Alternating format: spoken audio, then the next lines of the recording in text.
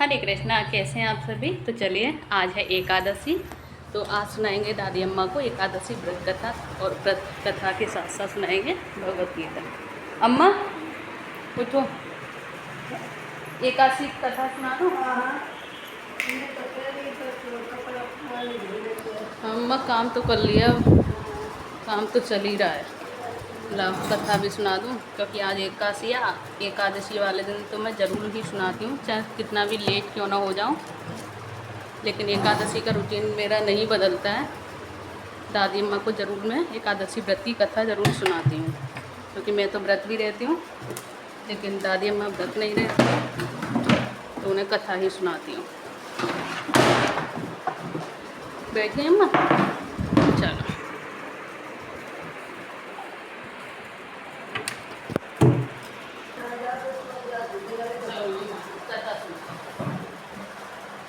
जय श्री कृष्ण चैतन्य प्रभु नित्यानंद, श्री अद्वैत गदाधर श्रीवासादि गौर भक्ति वृंद।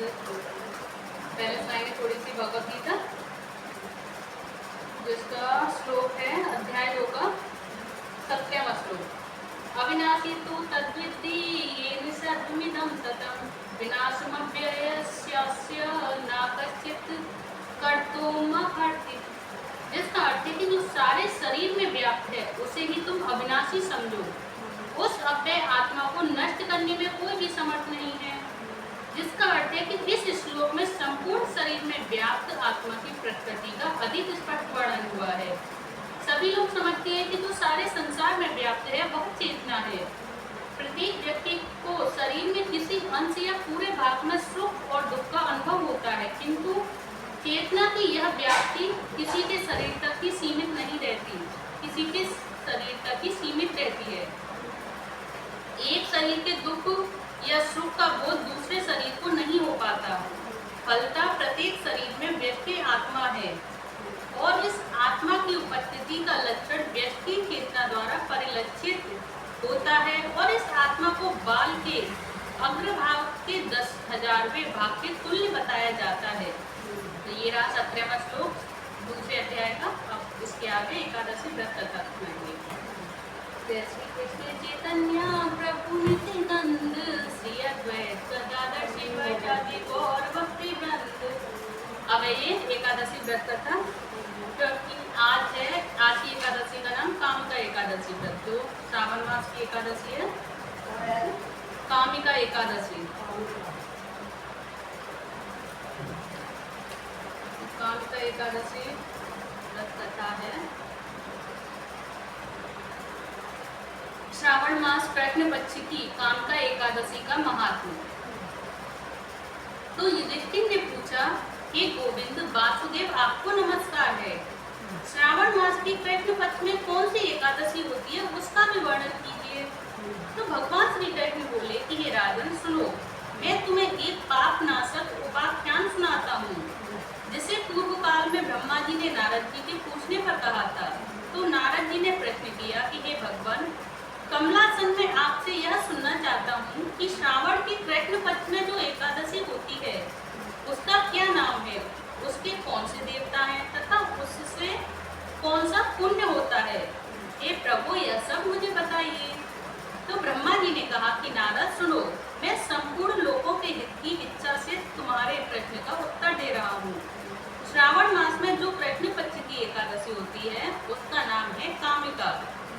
उसके स्मरण से ही वाजपेयी यज्ञ का फल मिलता है, और उस दिन श्रीधर, हरि, विष्णु, माधव और मधुसूदन आदि नामों से भगवान का पूजन करना चाहिए।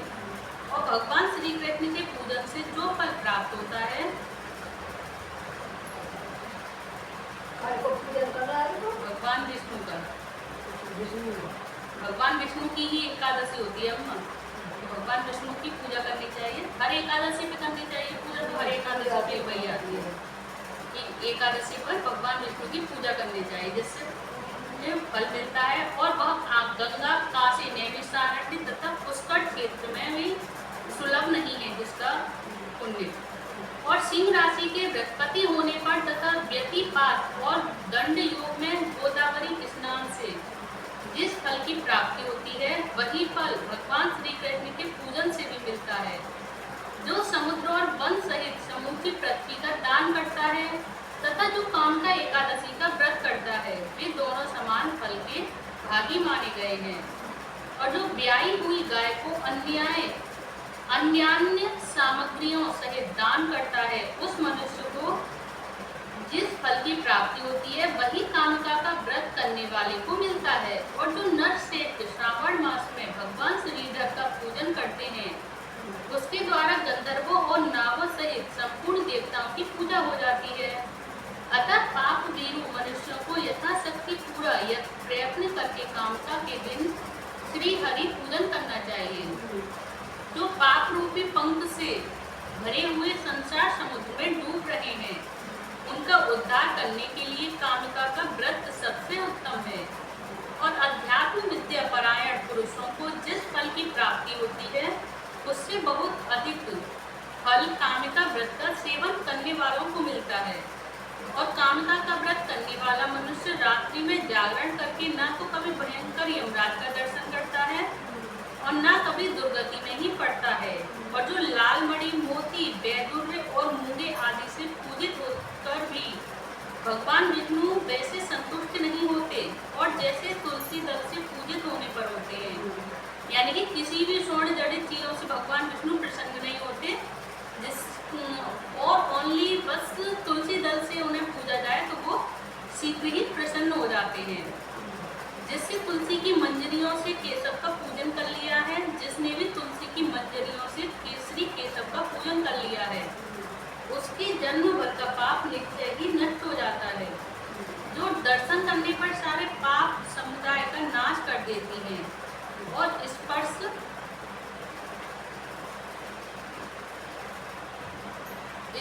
करने पर शरीर को पवित्र बनाती हैं, प्रणाम करने पर रोगों का निवारण करती हैं, जल से सींचने पर यमराज को भी भय पहुंचाती हैं और आरोपित करने पर भगवान श्री कृष्ण के समीप ले जाती हैं और भगवान के चरणों में चढ़ाने पर मोक्ष रूपी फल प्रदान करती हैं।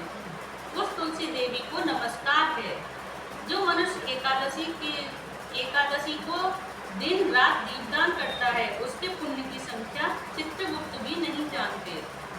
एकादशी के दिन भगवान श्री कृष्ण के सम्मुख जिसका दीपक जलता है उसके पिता स्वर्गलोक में स्थित होकर अमृत पान से तृप्त होते हैं और घी अथवा तिल के तेल से भगवान के सामने दीपक जलाकर मनुष्य देह त्याग के पश्चात करोड़ों दीपकों से पूजित हो स्वर्गलोक में जाता है।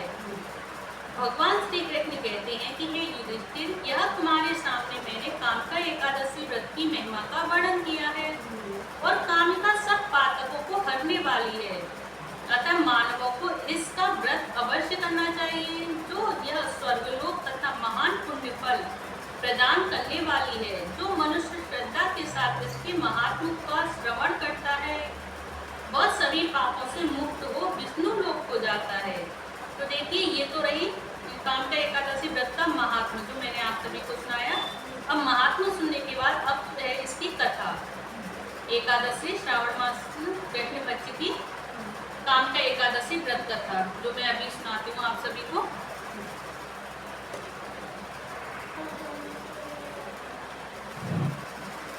तो चलिए कमेंट बॉक्स में जय श्री हरि लिखें और जरूर से जरूर लिखा करें जय श्री हरि। श्रावण कृष्ण कामिका एकादशी व्रत कथा, जो कि पहले है इसका विधि भी कि श्रावण मास कृष्ण पक्ष की एकादशी को कामिका एकादशी कहते हैं और इसे पवित्र एकादशी के नाम से भी जाना जाता है। और जिसमें प्रातःकाल स्नान करने के बाद भगवान विष्णु की प्रतिमा को गंगा जल से स्नान कराकर भोग लगाते हैं और आचमन के पश्चात धूप दीप चंदन आदि से आरती करनी चाहिए। अब है इसकी कथा। प्राचीन काल में किसी गांव में एक ठाकुर रहता था। एक दिन ठाकुर की एक ब्राह्मण से कहा सुनी हो गई। तकरार बढ़ने पर ब्राह्मण ठाकुर के हाथों मारा गया और ब्राह्मण के मर जाने से ठाकुर को ब्रह्म हत्या का पाप सताने लगा। तो ठाकुर ने गांव के ब्राह्मणों से ब्रह्म हत्या के पाप से छूटने का उपाय पूछा। तो ब्राह्मणों ने उसे कामिका एकादशी व्रत करने की सलाह दी। तो ठाकुर ने वैसा ही किया और रात्रि में जब वह भगवान की प्रतिमा के पास शयन कर रहा था तो स्वप्न में भगवान ने उसे दर्शन देकर उसे ब्रह्म हत्या के पाप से मुक्त कर दिया और ठाकुर ब्राह्मण की तेरहवीं करके ब्रह्म हत्या के पाप से मुक्त होकर विष्णु लोक को चला गया। तो ये है भगवान विष्णु की कथा, कामका एकादशी व्रत कथा, जिसमें हमें क्या क्या खाना पीना चाहिए वो भी सुनो। इस दिन गौ के दूध का सागर लेना चाहिए और दूध के बने हुए पदार्थ, मिठाई तथा दही, आलू आदि ले सकते हैं। जय श्री हरि। दही, दूध के बने पदार्थ, ये चीज खा सकते हैं इस व्रत में। जय श्री कृष्ण चैतन्य प्रभु नित्यानंद, श्री अद्वैत गदाधर शिवासादि गौर भक्ति वृंद। हरे कृष्ण कृष्ण कृष्ण हरे हरे, हरे राम राम राम हरे हरे। हाँ मैं व्रत रही है वो भी।